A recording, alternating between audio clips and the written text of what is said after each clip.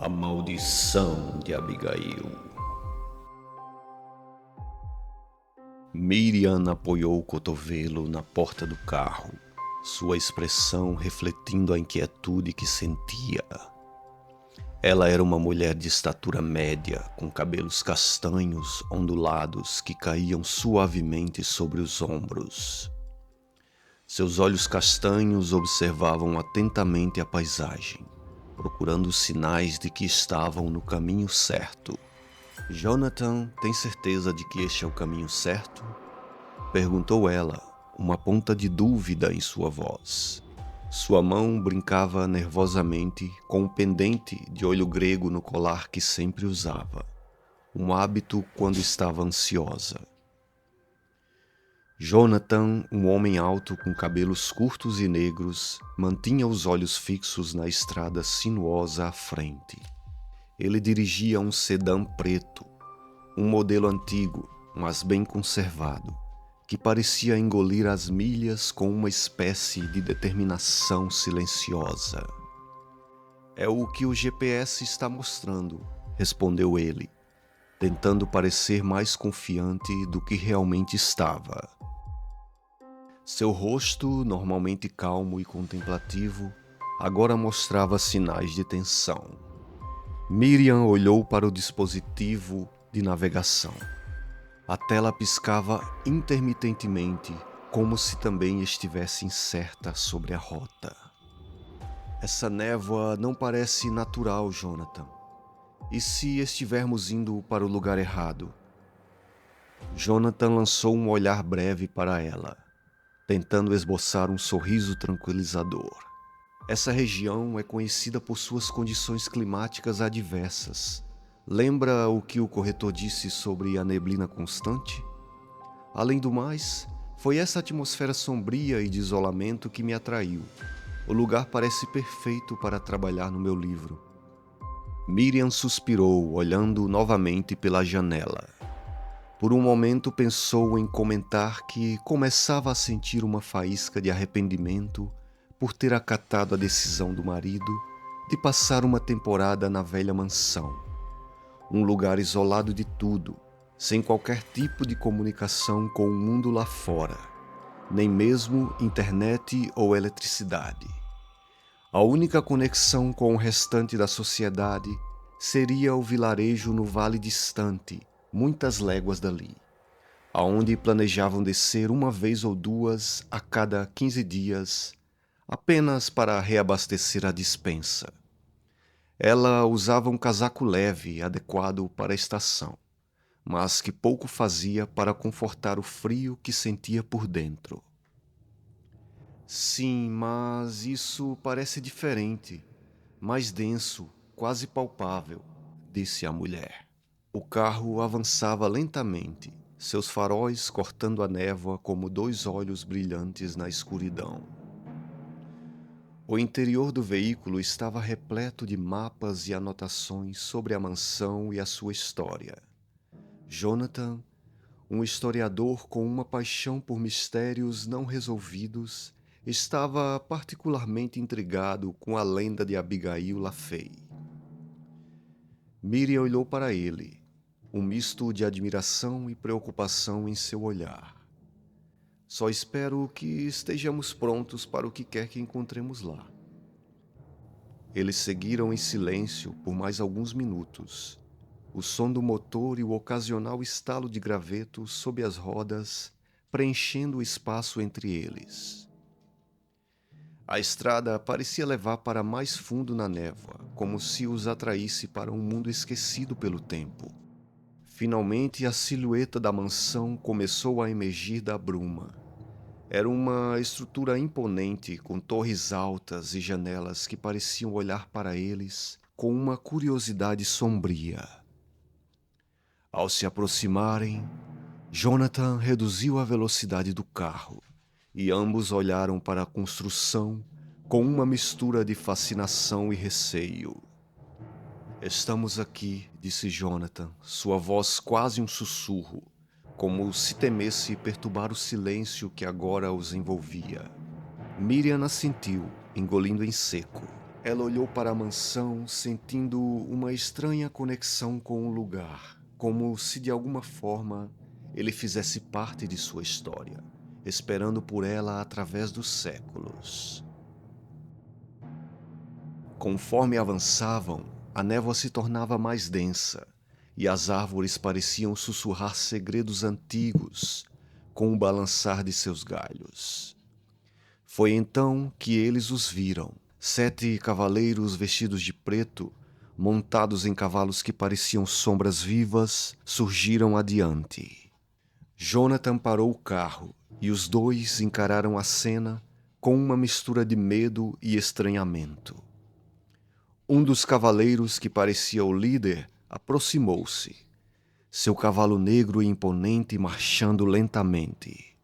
Eu sei que vocês vieram reivindicar o que é seu por direito. A mansão. Aceitem nosso conselho e vão embora deste lugar ainda esta noite. Disse ele com uma voz grave e solene, que parecia vir do outro mundo. Não há nada além de dor e desespero adiante. Se vocês se recusarem a voltar, 18 será 9. Um silêncio pairou no ar, como se o tempo tivesse congelado. Uma gargalhada cortou o silêncio. Era Jonathan rindo, incrédulo, das palavras do cavaleiro misterioso. Senhores, nós percorremos uma longa distância para chegar até aqui. Minha esposa e eu estamos cansados da viagem. Se me dão licença, nós viemos para ficar. Jonathan deslizou para dentro do veículo. O sedã acelerou lentamente enquanto os cavaleiros negros sumiam na neblina. Jonathan freou, puxou o freio de mão e, tentando esconder sua perturbação, saiu do carro. Esperem! O que quer dizer essa coisa de 18 vai ser 9? Um vento frio soprou, varrendo a neblina, como se as palavras de Jonathan abrissem o caminho através do ar. Os 7 cavaleiros negros já não estavam mais ali. Miriam olhou para Jonathan, buscando algum sinal de que deveriam seguir o conselho do cavaleiro. Mas Jonathan, impulsionado pela curiosidade e pela determinação de descobrir a verdade sobre sua ancestralidade, decidiu continuar. Com o coração pesado, mas decididos, Miriam e Jonathan seguiram em direção à mansão. À medida que se aproximavam, a atmosfera se tornava mais opressiva e a sensação de que algo terrível os aguardava, crescendo a cada metro percorrido. Você acha que fizemos a escolha certa? Perguntou Miriam com a voz ligeiramente trêmula. Jonathan pegou sua mão, tentando transmitir segurança. Enquanto você estiver ao meu lado, qualquer escolha que eu fizer valerá a pena. O jovem escritor saltou do carro, com um molho antigo de chaves em suas mãos, e dirigiu-se ao portão sem conseguir esconder sua excitação por descobrir os muitos mistérios que aquela mansão abrigava.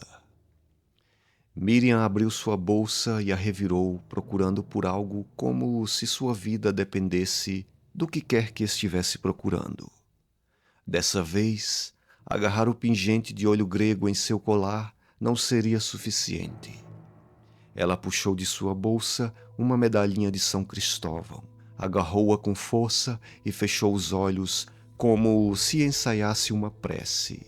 Aquilo a reconfortou, mas não foi o suficiente para afastar definitivamente o medo da atmosfera sombria e o temor pelo desconhecido que se desvelava diante do jovem casal.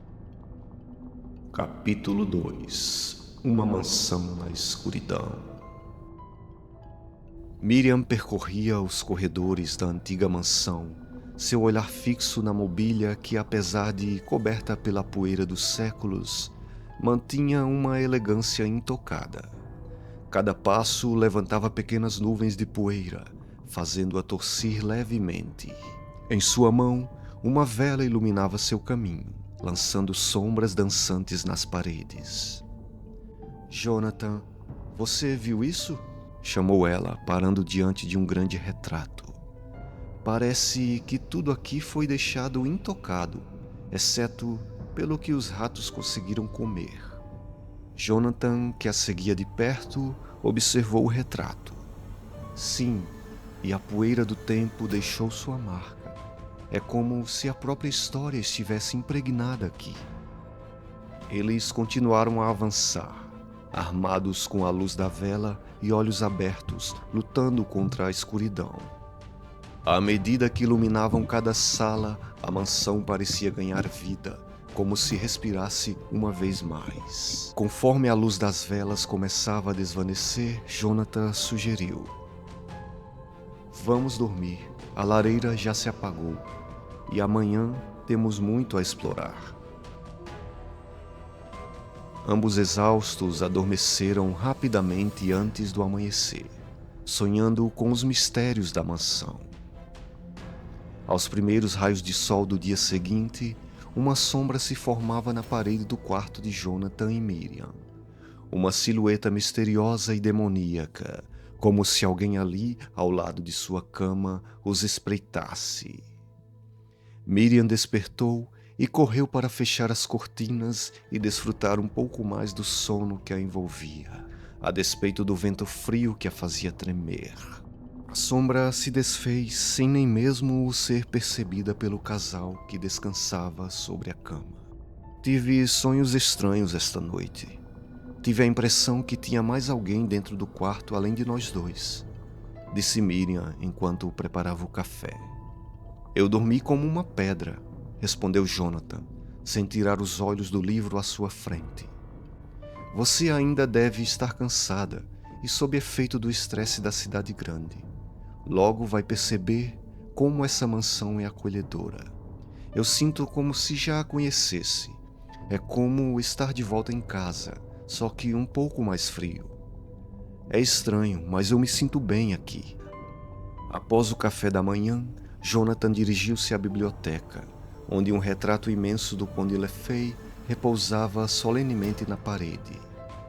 Ele parou para olhar o retrato, e enquanto o fazia, a história do Conde começou a se desenrolar em sua mente, como se as memórias do passado se revelassem diante de seus olhos. No passado distante, no auge do seu poder, o Conde de Lefay vivia um casamento aparentemente feliz com sua esposa. 9 meses de amor e partilha, porém, escondiam um segredo sombrio. O conde descobriu a traição de sua esposa e que ela esperava um filho de outro homem. Oh, era uma criança bastarda. Como pude ser tão cego? Exclamou o conde, a dor e a raiva misturando-se em sua voz. A condessa, ciente do temperamento do marido, tentou ocultar a verdade, mas seus esforços foram em vão. Nenhum bastardo herdará o que é meu, rugiu o conde, consumido pela fúria. Naquela noite, consumido pela desesperança e traído, ele confrontou a condessa no topo da escada. Outra de suas aventuras me deixou em desespero, ele murmurou com o olhar perdido em uma mistura de tristeza e ira. A condessa, percebendo o perigo, tentou se afastar, mas o conde, cego pela raiva, empurrou-a. Não, gritou ela enquanto caía a escada abaixo. Era o ano de 1777, no 7º dia de julho. A condessa quebrou o pescoço na queda e o feto saiu morto. O conde, tomado pelo horror do que havia feito, queimou o corpo da amada esposa, mas, dominado por uma obsessão louca, deu um nome ao bebê natimorto. Abigail, você deve descansar em vergonha. Descanse em vergonha. Com a ajuda de seus 7 servos mais fiéis, o conde encobriu o assassinato da condessa e resolveu mumificar Abigail em um caixão, como um lembrete da infidelidade de sua falecida esposa. E assim ele fez, selando o destino de Abigail e lançando uma sombra escura sobre sua linhagem. Dentro da imponente biblioteca da mansão, Jonathan folheava um antigo arquivo, seus dedos trêmulos passando pelas páginas amareladas. A luz da vela projetava a sombra de um jovem sedento por conhecimento nas paredes. Miriam, ao seu lado, observava inebriada por encanto e admiração. Ela começava a acreditar que valera a pena acompanhar seu marido, o apoiando no projeto que o fazia brilhar os olhos. Miriam, chamou Jonathan, você não vai acreditar no que descobri sobre o Conde de La Fey e sua esposa. Ouça isso, Miriam. Jonathan começou, sua voz carregando um tom de descoberta. No ano de 1777, o Conde de La Fey, meu antepassado, descobriu a infidelidade de sua esposa. Ele pausou, absorvendo a gravidade das palavras. Miriam se aproximou curiosa. O que aconteceu com eles? Jonathan virou a página, revelando um esboço desbotado do conde e sua esposa. Parece que, após descobrir a traição, o conde empurrou sua esposa grávida escada abaixo. Em desespero, ela morreu e o bebê Abigail nasceu morto. Miriam sentiu um calafrio percorrer sua espinha. Credo, que horrível! Jonathan continuou, lendo em voz alta. No 7º dia de julho de 1777, a condessa quebrou o pescoço e o embrião saiu morto. Então, ele queimou sua amada esposa e o embrião, a quem deu o nome Abigail.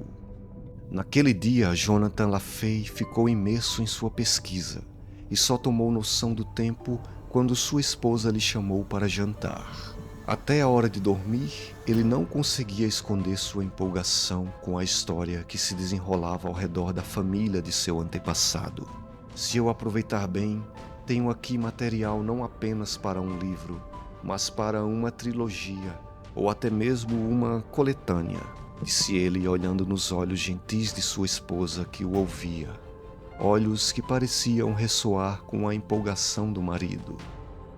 Boa noite, meu bem, sussurrou ela entrando nas cobertas. Espero que você encontre a inspiração correspondente à sua empolgação.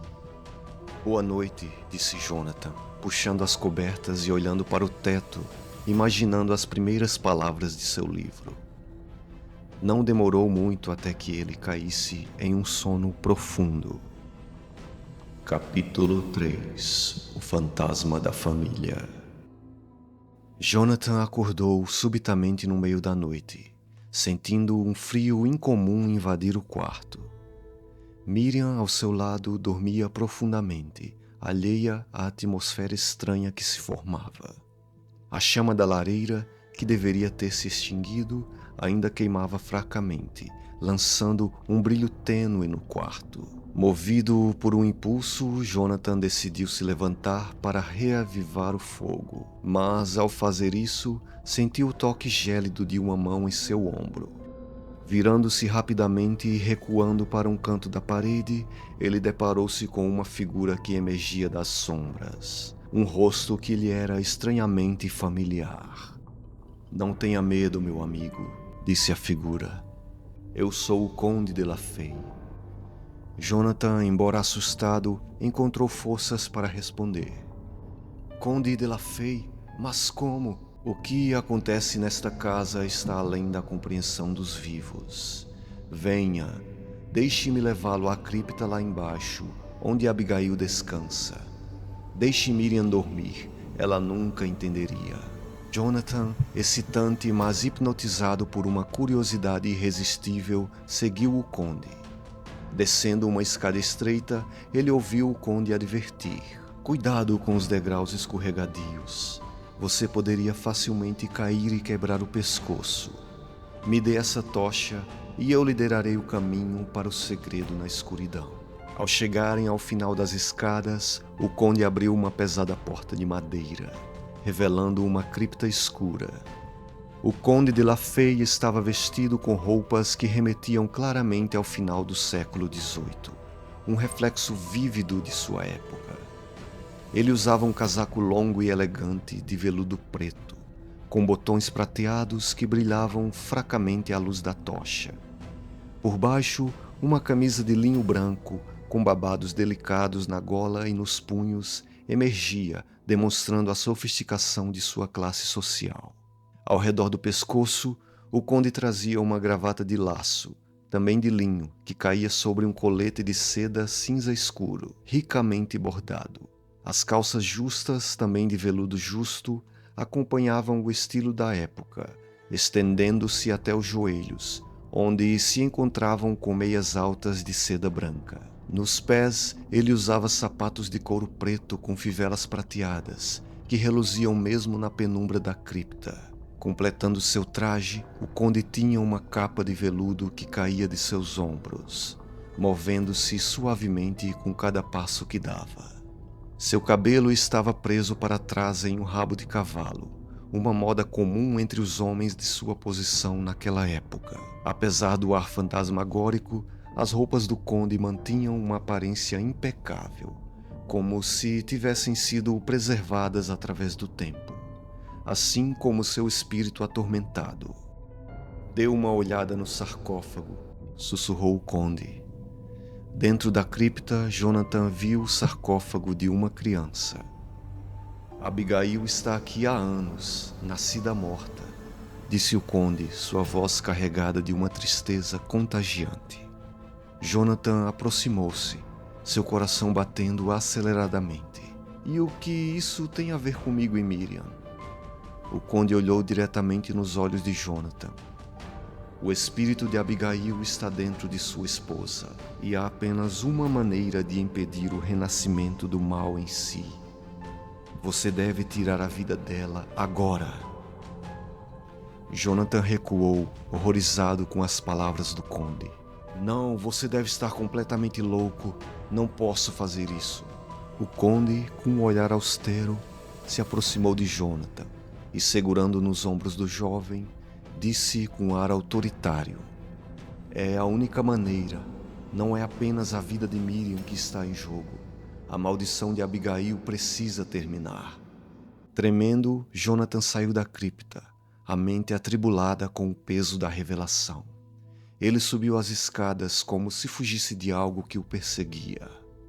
No último degrau, ele ouviu uma voz, familiar e feminina, que o chamava de sussurro. Jonathan.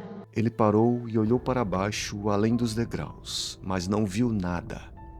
Quando voltou seu olhar para frente, uma figura emergiu das sombras na parede e o empurrou escada abaixo.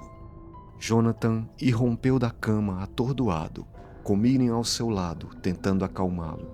Calma, meu bem, era só um pesadelo.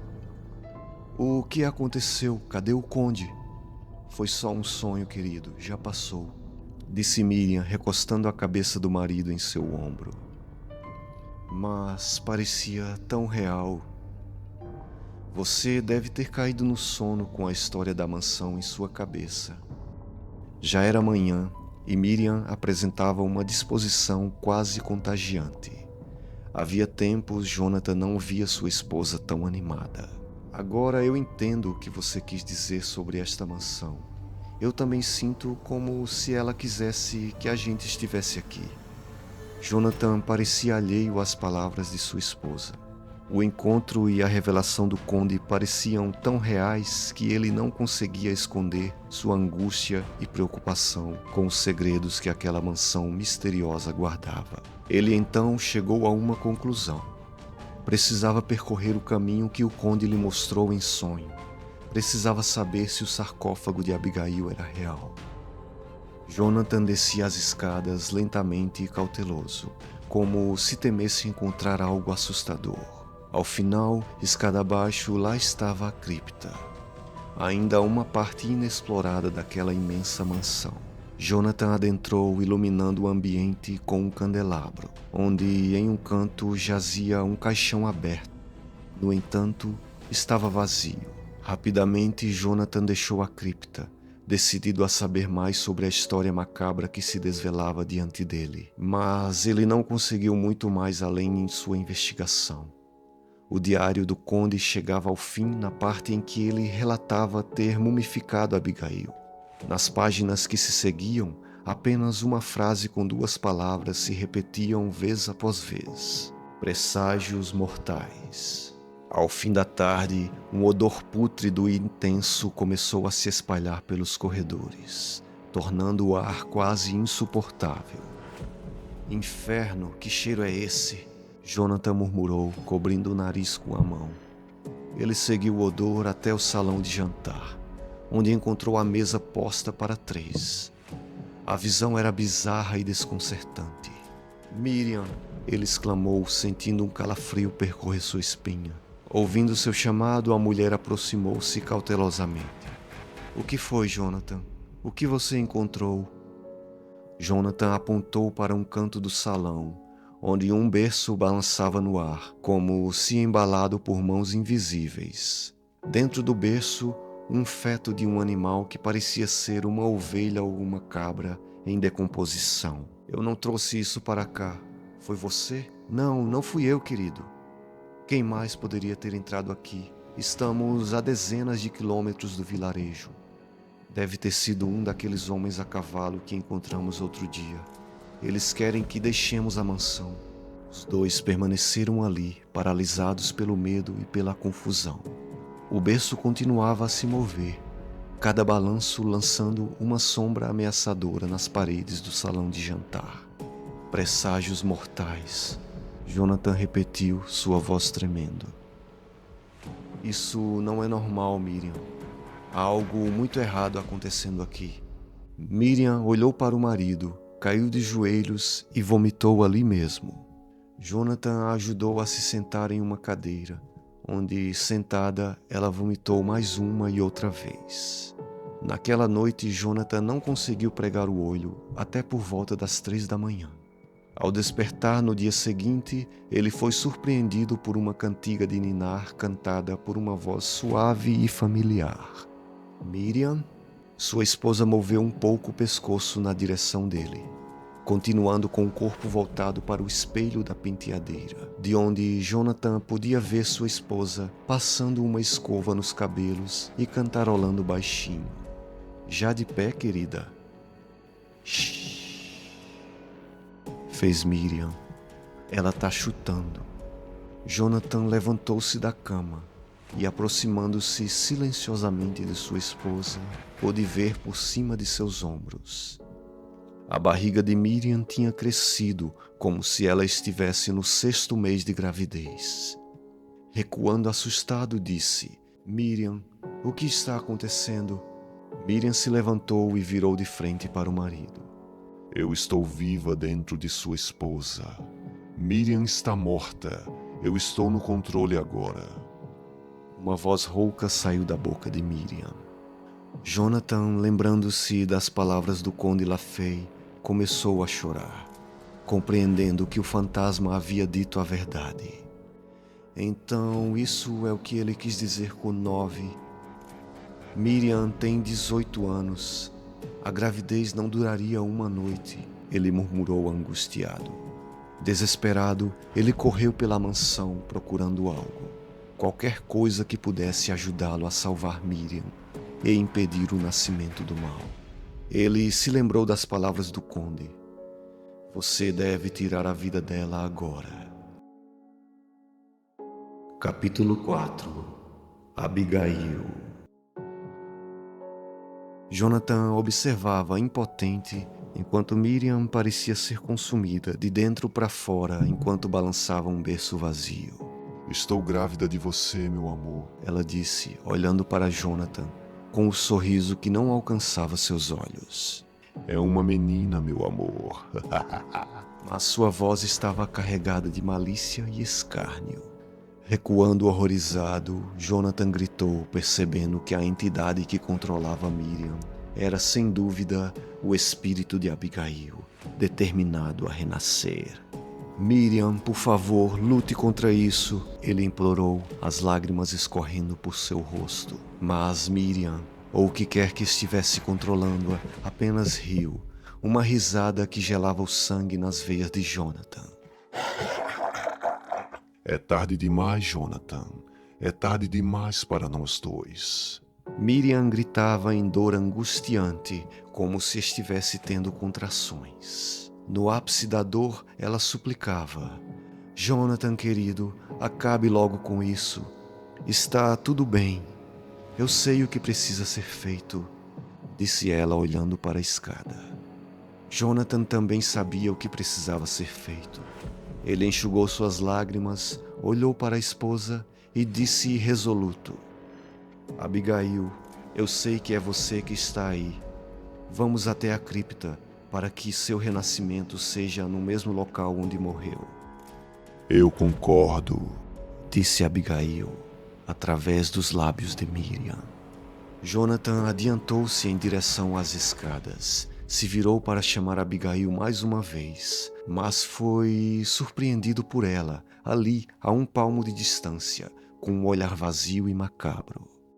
Com um empurrão firme e forte, Abigail jogou Jonathan escada abaixo. O homem rolou pesadamente sobre os degraus, fraturando o pescoço e se contorcendo enquanto a vida abandonava seu corpo. Enquanto isso, Abigail gargalhava em uma espécie de prazer maligno. Capítulo 5. O Ritual. À medida que os primeiros raios de sol penetravam a escuridão, os Cavaleiros Negros atravessaram os portões da mansão amaldiçoada, carregando consigo o peso de séculos de maldição e desespero. Eles encontraram Miriam, uma visão de tragédia terrível, já sem vida no pé da escada, vítima de uma profecia que se cumpriu de maneira terrível. A cena que se desenrolou diante deles era uma de horror absoluto. Abigail, a criatura renascida da maldição, alimentava-se de Jonathan, em um ato que simbolizava a continuação do ciclo de violência e vingança que começou há tantos anos. O'Brien, o líder, e os outros cavaleiros, embora endurecidos pela eternidade de suas tarefas, sentiram um calafrio diante daquela visão. Determinados a finalizar o que foi iniciado séculos atrás, eles capturaram a criatura demoníaca e a levaram para a capela na floresta, um lugar ainda dentro dos limites da propriedade Lafay.